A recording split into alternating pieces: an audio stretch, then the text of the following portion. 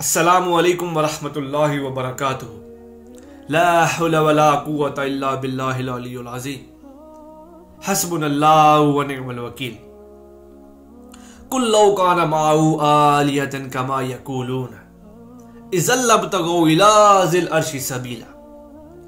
ऐ नबी, तुम फरमा दो जैसा ये काफिर कह रहे हैं, अगर जमीन व आसमान में कोई और इलाह भी होता या अल्लाह के सिवा कोई और माबूद होता तो वो जरूर अर्श की तरफ कोई राह निकालता।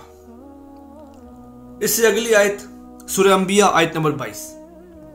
अगर जमीन व आसमान में अल्लाह के सिवा कोई और माबूद भी होते तो जरूर जमीन और आसमान में तबाह हो जाते।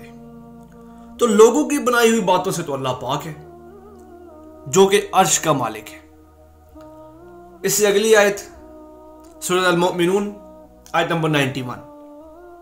अगर अल्लाह के सिवा कोई दूसरा माबूद भी होता तो हर माबूद अपनी मखलूक को लेकर जरूर इनमें से अलग हो जाता और जरूर एक दूसरे पर बड़ाई और गलबा चाहता।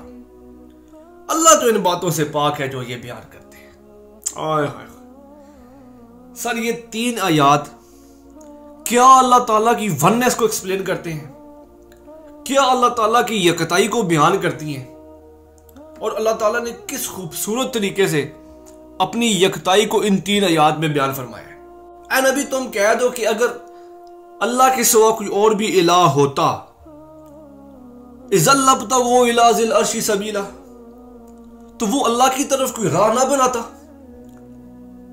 जैसे कि आप देखें कि अगर दुनिया में किसी की हुकूमत होती है तो नीचे वालों की ख्वाहिश होती है कि मैं किसी तरीके से रास्ता बना के उस हुक्मरान तक पहुंचूं कि जिसकी हुकूमत है। तो अल्लाह ताला कह रहे हैं क्या ये छोटे छोटे जो माबूद होते या कोई और माबूद होता तो वो मुझ तक रास्ता ना बनाता, मेरे अर्श तक रास्ता ना बनाता आने का। आप देखेंगे अगर किसी की हुकूमत है और उसके गवर्नरों की, उसके जो आगे चमचे होते हैं, उनकी ये ख्वाहिश नहीं होती कि किसी तरीके से हम हुक्मरान तक पहुंचे, अपने बादशाह तक पहुंचे। तो अल्लाह ताला कहते हैं इज़्ज़ल लब्तगू इला ज़िल अर्शि सबीला। तो उनके दिल में ये उमंग ना पैदा होती, उनके दिल में ये ख्वाहिश ना पैदा होती कि वो मेरे अर्श तक कोई रास्ता निकाले और मुझ तक पहुंच जाए। ओए होए होए सर, फिर आगे अल्लाह ताला फरमाते हैं सूरह अंबिया आयत नंबर 22। अगर जमीन और आसमान में अल्लाह के सिवा कोई और माबूद होते तो जरूर जमीन और आसमान में तबाह हो जाते। किस तरह? सर आप देखें, जो ज्वाइंट फैमिली होती है या बिजनेस में अगर कोई पार्टनर होते हैं, कहीं ना कहीं उन दोनों का इख्तिलाफ राय हो जाता है, कहीं ना कहीं उन दोनों की लड़ाई हो जाती है। तो अल्लाह ताला फरमा रहे कि अगर जमीन और आसमान में कोई और माबूद भी अल्लाह के सिवा होते तो आपस में लड़ाई ना हो जाती, कहीं पे इख्तिलाफ राय ना पैदा हो जाता। और जब लड़ाई होती तो ज़ाहिर सी बात है तबाही होती। तो इस दुनिया में अगर तबाही नहीं हो रही तो क्या ये वननेस ऑफ गॉड को एक्सप्लेन नहीं कर रहा? सर क्या अंदाज है अल्लाह का बयान करने का। जरूर जमीन और आसमान में तबाह हो जाते, डेफिनेटली लड़ाई होती, इख्तिलाफ राय होता, किसी को पता ना होता कि क्या करना है। फिर आगे सूरह अल-मुमिनून इसी से रिलेट करते हुए अल्लाह ताला ने एक और आयत बयान फरमाई कि जब हमारे दरमियान इख्तिलाफ राय होता, अगर मेरे सिवा कोई और इलाह भी होते, और जब इख्तिलाफ राय होता तो यकीनन हर माबूद अपनी अवाम को लेके, अपनी मखलूक को लेके अलग हो जाता। सर आप देखें, जो ज्वाइंट फैमिली सिस्टम होता है वहां पे जब लड़ाई होती है तो क्या फैमिली अलग नहीं हो जाती? जब मुल्क अलग होते हैं तो क्या जो अपना मुल्क अलग करता है तो वो अपनी अवाम को लेकर अलग नहीं हो जाता? तो अल्लाह ताला फरमा रहे हैं कि अगर मेरे अलावा भी कोई और माबूद होता तो जरूर अपनी अवाम को लेकर अलग हो जाता। अगर एक ही जगह पे सारे रह रहे हैं, कोई इख्तिलाफ राय नहीं पैदा हो रहा, कोई मुझ तक रसाई हासिल नहीं कर रहा, तो क्या ये इस चीज की दलील नहीं है कि मैं यकता हूं, मैं अकेला हूं? सर क्या तरीके अल्लाह ताला का, क्या अंदाज अल्लाह का अपनी यकताई को बयान करने का। इज़्ज़ल लब्तगू इला ज़िल अर्शि सबीला, मुझ तक आने का रास्ता तो तैयार करते। मुझ तक कोई भी नहीं पहुंच रहा, इसका मतलब मैं अकेला हूं। जमीन व आसमान में तबाही नहीं हो रही, इसका मतलब मैं अकेला हूं। कोई माबूद अपनी मखलूक को लेके अलग नहीं हो रहा, इसका मतलब मैं अकेला हूं। ओए होए होए सर, ये सब पढ़ के भी अगर किसी को यकीन ना हो कि अल्लाह एक है, अल्लाह ही है जिसने अवाम को जोड़ के रखा हुआ है, अल्लाह ही है कि जो जमीन व आसमान में तबाही नहीं होने दे रहा, और वो गॉड है, वो अल्लाह है कि जिस तक कोई रास्ता नहीं बना सक रहा। सर आप देखिए, अल्लाह ताला ने अपने नबी को बयान फरमाया कि जब कुफार ने डिमांड की मोजज़े की, तो अल्लाह ताला ने फरमाया, ऐ नबी, अगर आपके इख्तियार में है तो जमीन में कोई सुरंग बना ले, या मुझ तक रसाई हासिल करने के लिए कोई सीढ़ी बना ले, आसमान पे कोई सीढ़ी बना ले, इनका मोजज़ा करके दिखा दे। मैं तो नहीं करके बताता। तो सर जब अल्लाह के नबी अल्लाह तक नहीं पहुंच रहे, तो ये छोटे छोटे जो खुदा लोगों ने बनाए हुए हैं, चाहे वो बुत हो या चाहे वो मरे हुए बाबे हो, जब कोई अल्लाह ताला तक नहीं पहुंच रहा, तो ये इस चीज की दलील नहीं है कि अल्लाह एक है और अल्लाह ही है जो सब कुछ कर सकता है, अल्लाह ही है जो हमारी मदद कर सकता है। कुल्लौ काना माउ आलियतन कमा यकूलूना इज़ल्लबतगू इला ज़िल अर्शी सबीला।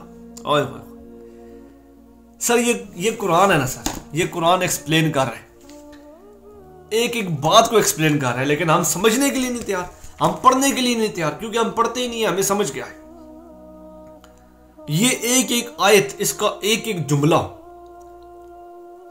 क्या वननेस ऑफ गॉड को एक्सप्लेन कर रहा है, और अल्लाह ताला ने क्या तौहीद बयान की, क्या तौहीद बयान की कि जब सर बंदा खुद अपनी आंखों से ये चीजें पढ़े ना, तो बंदे को एहसास होता है कि तौहीद का असल मतलब और तौहीद का असल मजा क्या है। तो अल्लाह ताला हमें कुरान को पढ़ने और उसको समझने की तौफीक अता फरमाए। सर आप तर्जमे के साथ पढ़ेंगे तो आपको कुरान समझ में आएगा, ऐसे नहीं समझ में आएगा। ये जो कहते हैं डायरेक्ट कुरान ना पढ़ो, आप डायरेक्ट कुरान नहीं पढ़ेंगे तो आपको ये कैसे समझ में आएगा। कुल्लौ काना माउ आलिहतुन कमा यकूलूना इज़ल्लबतगू इला ज़िल अर्शी सबीला, कैसे समझ में आएगी आपको ये बात? आपको ये कैसे समझ में आएगी कि अगर कोई भी माबूद अपनी मखलूक लेके अलग नहीं हो रहा, तो ये वननेस ऑफ गॉड है। और किस तरह अल्लाह समझाते हैं, और तरीका क्या था समझाने का अपनी यकताई को। कहीं पे इख्तिलाफ राय नहीं हो रहा, कहीं पे अवाम अलग नहीं हो रही, कहीं पे कोई तबाही नहीं हो रही, कोई मुझ तक रसाई हासिल नहीं कर रहा। और इससे ज्यादा अल्लाह ताला क्या समझाते कि सिर्फ मैं ही हूं जो तुम्हारी मदद कर सकता हूं, सिर्फ मैं ही हूं जो तुम्हें जोड़ के रख रहा हूं, सिर्फ मैं ही हूं जो अकेला हूं। इसके बाद भी लोगों को ना समझ में आए तो सर ये तो फिर मेरे ख्याल से अफसोस की बात है। किस चीज का हमने कलमा पढ़ा हुआ, ला इलाहा इल्लल्लाह, अल्लाह के सिवा कोई नहीं है, फिर भी हम जाके तो दुनियादारों के पास जाके मांगते। क्या फायदा हुआ ला इलाहा इल्लल्लाह पढ़ने का? गवाही नहीं दे रहे, अशहदु अल्ला इलाहा इल्लल्लाह, मैं गवाही देता हूं अल्लाह के सिवा कोई नहीं। किस चीज की गवाही है? अगर हमने दुनियादारों के सामने ही जाके हाथ फैलाने हैं, दुनियादारों के सामने जाके हाथ बांधने हैं, फायदा क्या हुआ अशहदु अल्ला इलाहा इल्लल्लाह पढ़ने की? तो सर आप कुरान पढ़ेंगे तो आपको समझ में आएगी कि अल्लाह ताला क्या रहे हैं इंसान के साथ, अल्लाह ताला की डिमांड्स क्या हैं अपने बंदों से। एक दफा पढ़ के तो देखिए, आपको दुनिया समझ में आ जाएगी सर, आपको दुनिया बनाने का मकसद समझ में आ जाएगा, आपको अल्लाह की यकताई समझ में आ जाएगी। सर अल्लाह बड़ा डाढ़ा है, ये कुरान पढ़ के समझ में आता है अल्लाह बड़ा डाढ़ा है, और अल्लाह बहुत नरम है किन के लिए, जो अल्लाह की बात मान लेते हैं। लेकिन पढ़ने से समझ आएगी। तो रमजान आने वाला है, गुजारिश आपसे ये है कि इस रमजान में हम लोग अक्सर हमें सुनने को मिलता है मैंने 5 कुरान मुकम्मल किए, 6 कुरान मुकम्मल किए, हमारे फलाने बंदे ने 10 कुरान मुकम्मल किए। उसको समझ में नहीं आ रही कि अल्लाह ताला क्या कह रहे, अल्लाह ताला ने अपनी तौहीद को किस तरह बयान किया हुआ। तो फिर इस सब को पढ़ने का मकसद कोई नहीं। रिक्वेस्ट ये है कि इस रमजान में आप लोग इरादा कर लें, इरादा करेंगे इंशाअल्लाह अल्लाह ताला आपको अमल की तौफीक अता फरमाएंगे। इरादा कर लें कि इस रमजान में 1 कुरान मुकम्मल करेंगे, लेकिन तर्जमे के साथ करेंगे। सर मैं आपको गारंटी से कहता हूं कि आपको दुनिया के ये जो सारे छोटे मोटे सहारे हैं ना, खत्म हो जाएंगे इंशाल्लाह, खत्म हो जाएंगे इंशाल्लाह। आपको पता चल जाएगा कि दीन असल में है क्या, आपको पता चल जाएगा कि अल्लाह ताला की डिमांड्स क्या है हमारे से।